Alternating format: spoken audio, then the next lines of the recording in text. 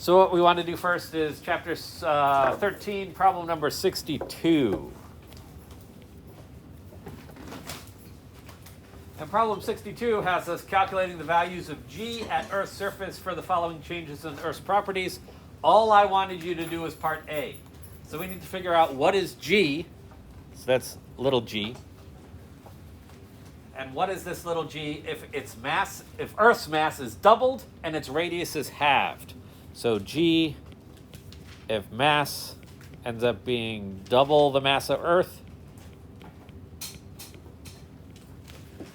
and the radius is 1/2 of the radius of Earth.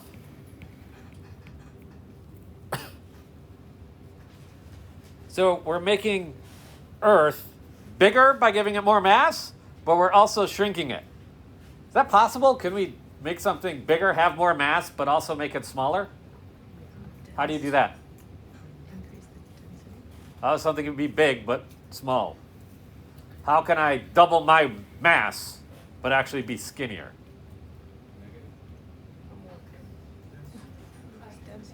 Huh?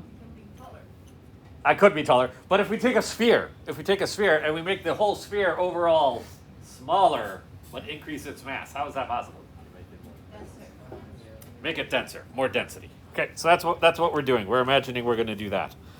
Okay, what is G if we do these things? Any ideas?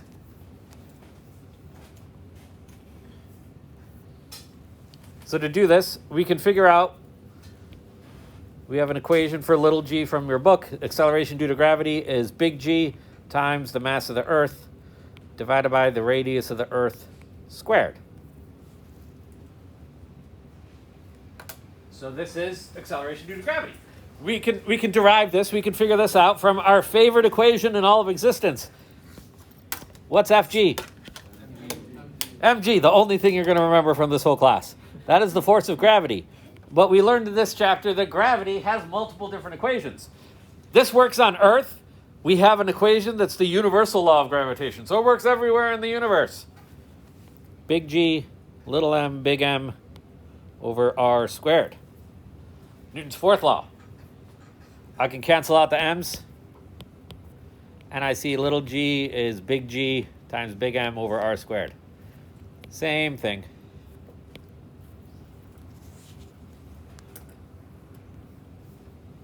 Okay. It's one of those fun problems where you could do the whole problem without actually plugging in any real numbers.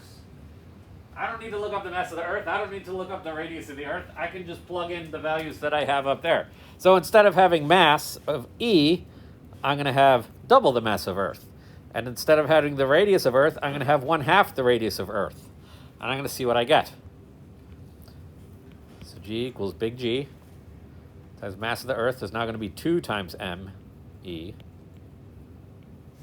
over the radius of the Earth, which is now going to be 1/2 radius of the Earth, quantity squared. I know one thing. I do know G equals big G times big M over r squared. What number is big G? If I plugged in all these numbers, what would I get? Plug in big G, big M, and r squared.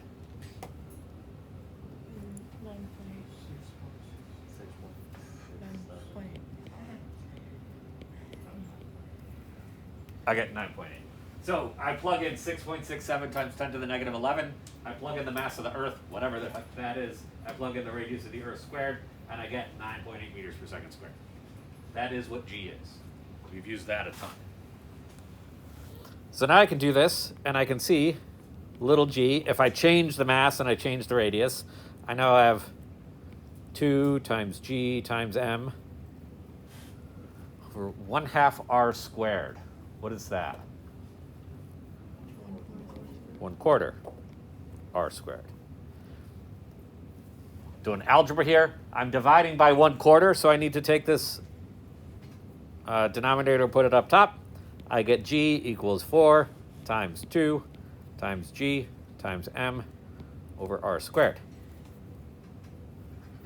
So I get G equals 8 times G times M over r squared. G G equals 8 times 9.8. Whoa, whoa, whoa. Where the heck did I do that? How did I do that? How did I get from 8 times GM over R squared to 8 times 9.8? GM over R squared is 9.8. Because G is 9.8. Take that, multiply it out, and I get an answer. What is that? And what's 8 times 9.8? 78.4. 78.4 meters per second squared. And there we go. Part A. Any questions on that? Pretty straightforward.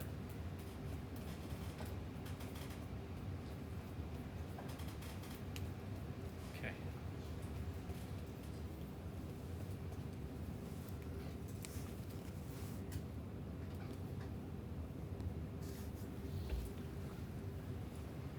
Now for your in-class problem, you're supposed to do problem number 63. I've kind of changed it a little bit. I gave you more guidance than the book does for problem 63. I gave you a part A. Part A is to find what is little g. So what I want you to do, I want you to work at your tables, and I want you to work in groups. And I want each table to figure out one answer.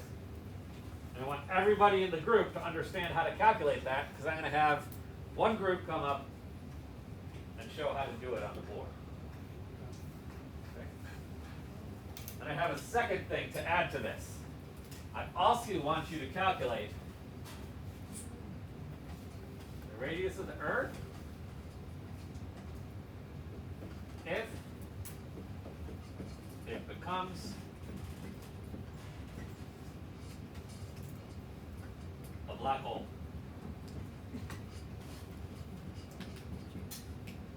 So if Earth starts sucking more than it already does. Get it? The black hole sucks in everything.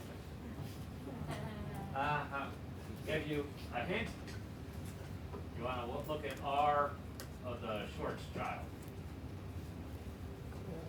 Look at the Schwarzschild radius of Earth. Okay? So work on this, talk to each other. I'm going to give you, we'll say 20 minutes to get your answers.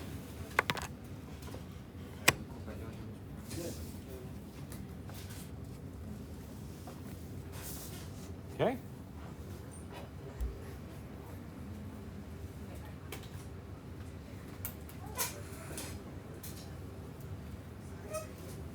Does the radius have to be in meters or kilometers? You know? Sorry. Yes, it's in meters. Okay, so we're gonna change this one to, it's in kilometers, so we gotta change it to meters. Okay. So, will be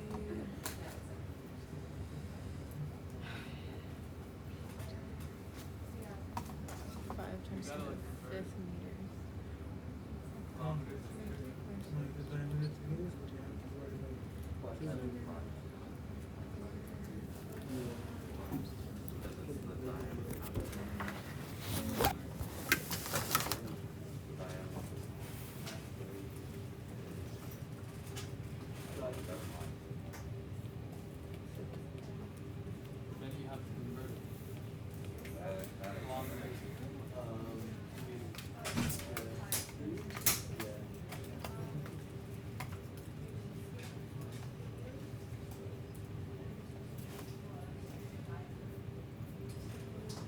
I got the G of 96.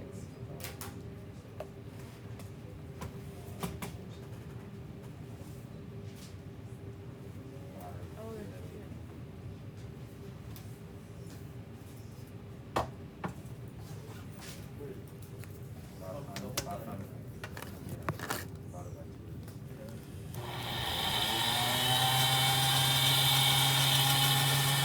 Don't mind that.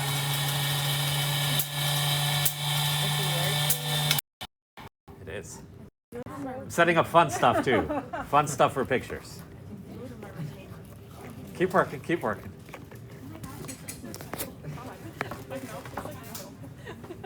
There's 2.5 times 10 to 6 meters.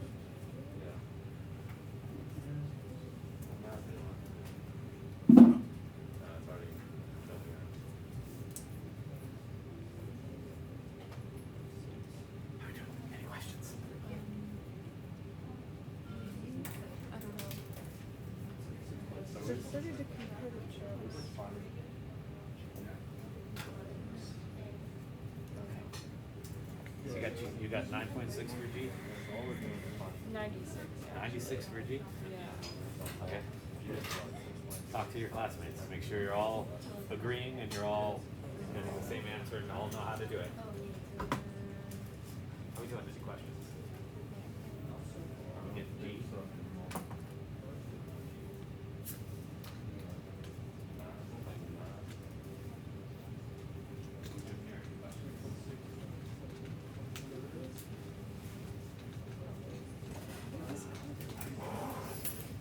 Probably.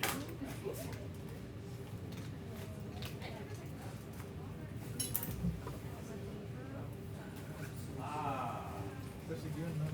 That's good. He's gonna get That this means one. that you have your calculator out. That's why 67.7 Speaks highly.